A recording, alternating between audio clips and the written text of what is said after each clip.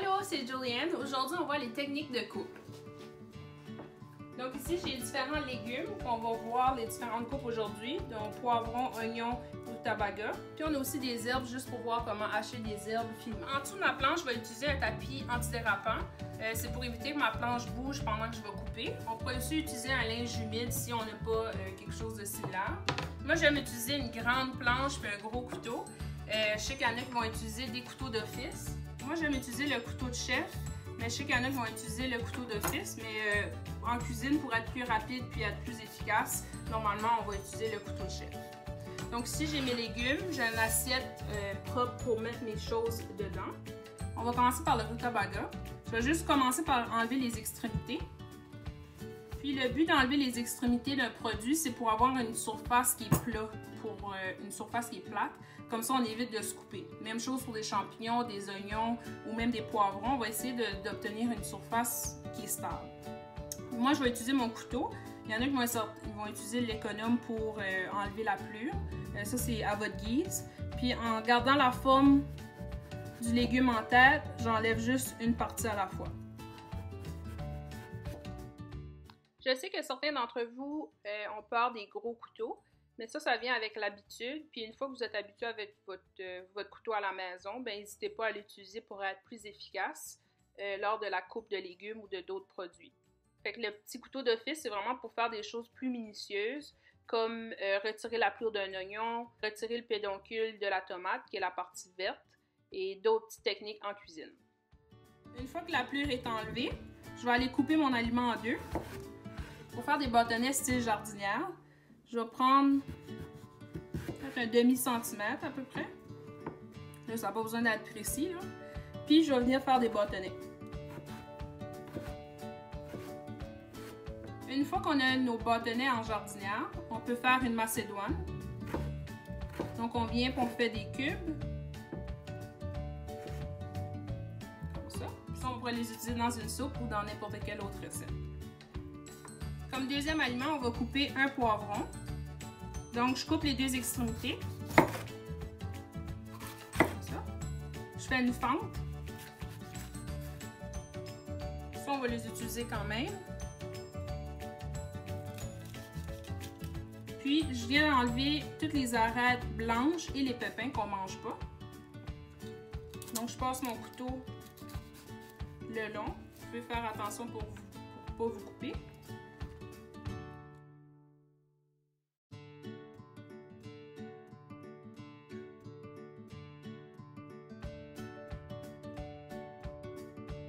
Puis, je vais venir appuyer sur mon poivron pour qu'il soit le plus plat possible. Puis avec mes mains en patte de chat ou peu importe la façon que vous voulez l'appeler, je vais venir accoter mon couteau sur les jointures. Puis ça, tout au long que je vais bouger mes doigts, ça va me donner la largeur que je veux de mon produit.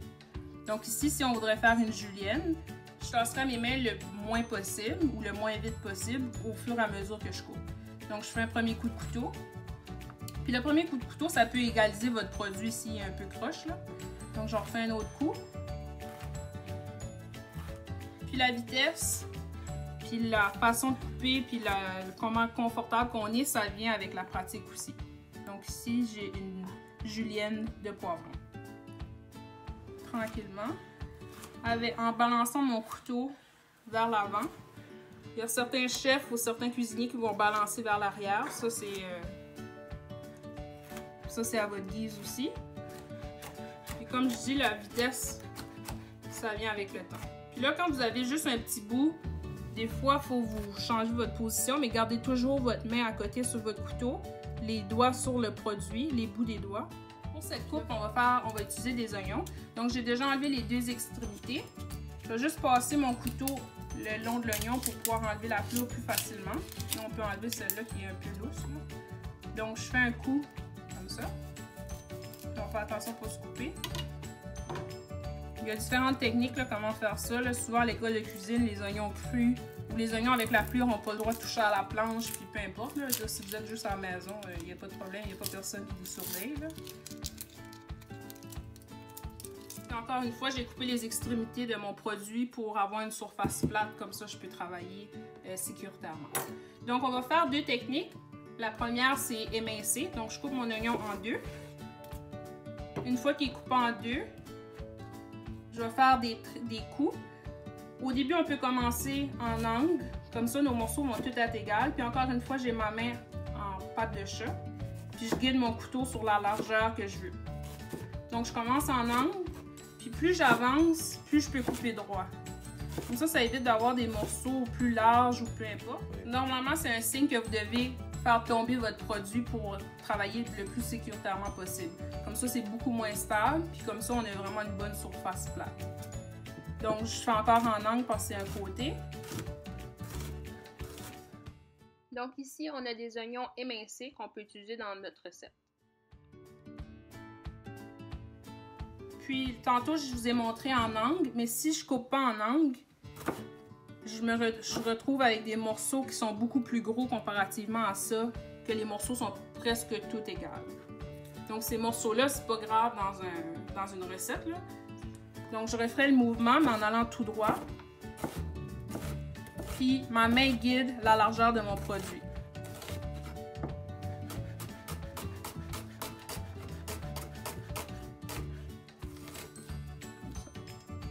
Des fois, on voit des chefs qui vont couper de différentes façons. Je vais vous montrer une autre façon qui vient avec la pratique. Donc, encore une fois, je garde ma main en patte de chat. Puis, au lieu de faire le mouvement en ballant comme qu'on a vu tantôt, on peut couper comme ça. Donc, on fait des coups tout le long, puis on utilise encore notre main comme guide. Donc ça vient avec un petit peu plus de dextérité, mais à un moment donné, si vous continuez à écouter les vidéos, vous allez peut-être être capable de réussir ça.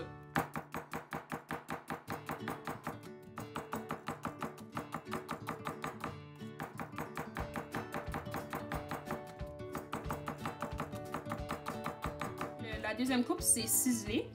Ici, vous pouvez voir le talon de l'oignon. C'est comme la partie qui tient l'oignon tout ensemble. On peut le voir ici. Donc, ce talon-là, quand on fait cette coupe-là, il faut le garder. Comme ça, notre oignon, il ne se défait pas. Donc, je vais faire des traits, comme ça, dans ce sens-là. J'utilise encore mes doigts comme guide. Je ne vais pas jusqu'au fond parce que je veux que l'oignon reste ensemble.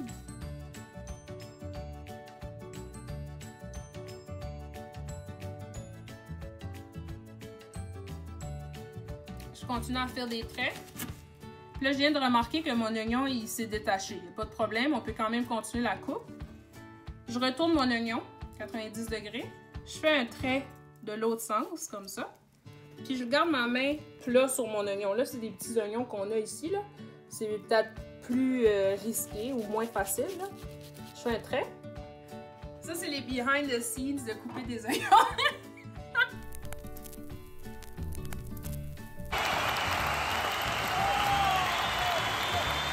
Je reviens, puis avec mon doigt, encore une fois, je vais guider la grosseur de mes morceaux que je veux.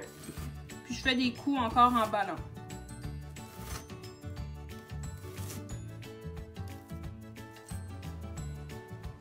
Donc ici, on a des cubes d'oignons. Comme dernière technique, on va voir comment couper du persil. Donc il y a différentes façons de l'effeuiller. Normalement, je garde les tiges pour faire des bouillons. Quand c'est du persil frais d'été, on peut utiliser les plus petites tiges ici, mais ceux-là qui sont plus coriaces, normalement, on aime moins ça sous la dent. Donc, il y a différentes façons. On peut soit prendre nos 3 doigts comme ça, passer le long puis tirer. Je vais le refaire juste pour vous montrer. Donc, je prends mes doigts en pince, puis je tire.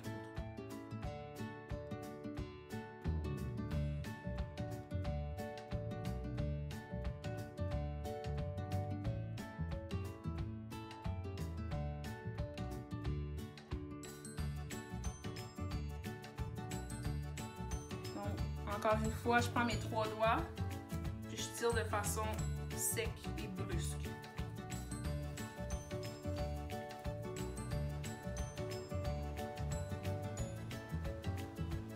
On a une bonne idée, là, normalement, où ce que les tiges plus coriaces sont. Je vais couper juste ici. Puis je vais utiliser, ou je vais essayer de nettoyer un petit peu plus, là. Comme ceux-là, je peux les retirer. Mais le reste, moi, ça me dérange plus ou moins là, de les manger. Mais on peut redonner un petit coup de couteau pour s'assurer d'avoir retiré vraiment les grosses branches. Donc, une fois que les branches sont retirées, puis c'est plus facile, plus efficace aussi de mettre un peu plus d'herbe. Puis là, à la fin, on va avoir presque rien là, comme quantité. Donc, j'ai un gros tas. Je roule un par-dessus l'autre. Comme ça, j'ai pas besoin de couper un peu n'importe où. J'essaie de faire un beau petit tas avec ça. Puis vous allez devoir faire ça plusieurs fois là, tout au long que vous coupez. Une fois que j'ai un tas ou un nid d'herbes, puis ça marche pour différentes herbes. C'est sûr que thym, romarin, c'est pas le même principe, mais les herbes feuillues, ça, vous pouvez utiliser la même technique. Une fois que j'ai un tas, je le tiens assez fermement, puis je commence à couper. Donc, je donne des coups en ballant encore une fois. Puis, j'utilise toujours ma main en patte de chat pour guider mon couteau.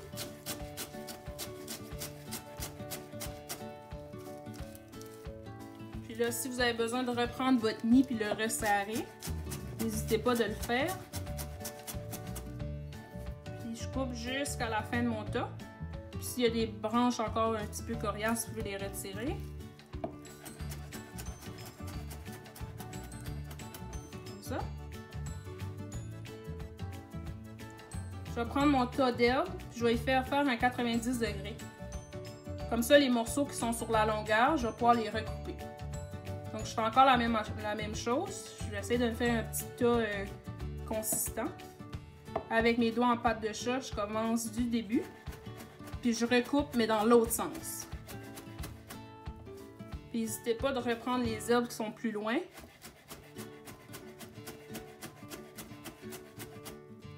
Comme ça.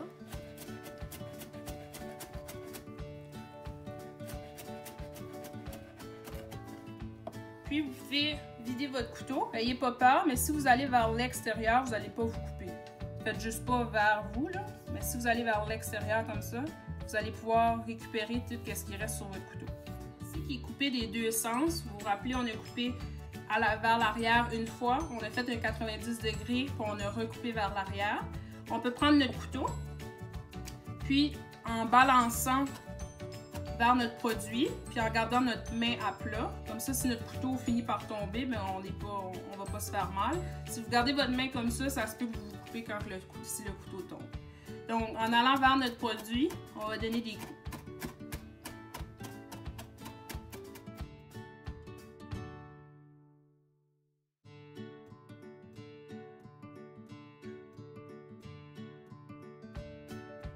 Donc, moi, j'utilise un coupe-pâte pour ramasser mon produit.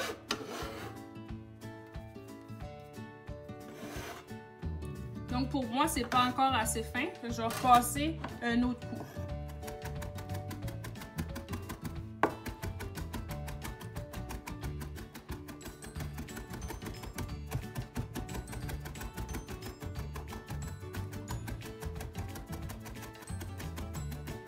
Comme ça. Pour moi, ça, c'est acceptable pour faire un taboulé ou peu importe ce que vous voulez faire avec. Puis, ça conclut notre blog sur les techniques de coupe. Donc, aujourd'hui, dans notre blog, on a vu la jardinière et la macédoine de rutabaga, la julienne de poivron. Puis, ça, on pourrait les couper en plus petits cubes ou en plus petits dés pour avoir une brunoise. On a l'oignon émincé, l'oignon ciselé, puis le persil haché. Puis les tiges, on va les garder pour faire un bouillon. Merci, à bientôt!